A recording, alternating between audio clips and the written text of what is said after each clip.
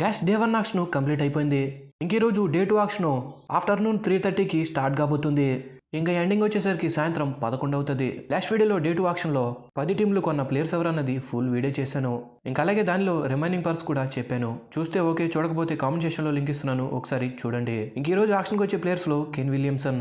Kane మామ గురించి మీకు కొత్తగా చెప్పాల్సింది ఏమీ లేదు. అతని గురించి మీరు కల్లారా చూశారు. ఐపీఎల్లో సక్సెస్ఫుల్ కెప్టెన్. ఇంకా ఓపెనింగ్ నుంచి మిడిల్ ఆర్డర్ దాకా ఎక్కడైనా బ్యాటింగ్ చేయగలడు. కాబట్టి ఖచ్చితంగా కేన్ మామని ఎవరో ఒకరు కొంటారు.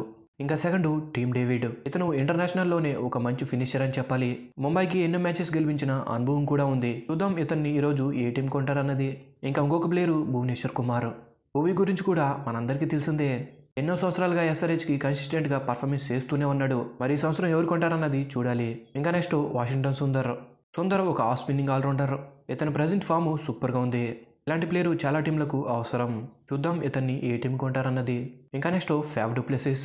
ఫ్యాఫ్ కూడా గత 3 సంవత్సరాలుగా ఆర్సీబీకి కెప్టెన్సీ చేస్తున్నాడు. 2 సంవత్సరాలు ఆర్సీబీని ప్లేఆఫ్స్కి తీసుకెళ్లాడు. మరి మళ్ళీ ఆర్సీబీఐ కొంటారా లేక ఎవరు కొంటారన్నది చూడాలి. ఇంకొక ప్లేయరు స్టీవ్ స్మిత్ను కూడా ఏదో ఒక టీము కొంటారు. ఎందుకంటే యూఎస్ఏ లీగ్లో మనోడు కెప్టెన్గా ట్రోఫీ గెలుచుకున్నాడు. ఇంకొక of spinning all-rounder Krunal Pandya. ఇతని గురించి కూడా మీకు కొత్తగా చెప్పాల్సింది ఏమీ లేదు.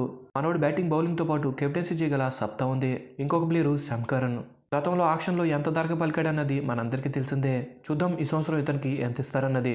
ఇంకా next Will Jacks pure allrounder. Opening నుంచి ఫినిషింగ్ దాకా ఎక్కడైనా బ్యాటింగ్ చేయగలడు. టీ20కి పర్ఫెక్ట్ ప్లేయర్ అని చెప్పాలి.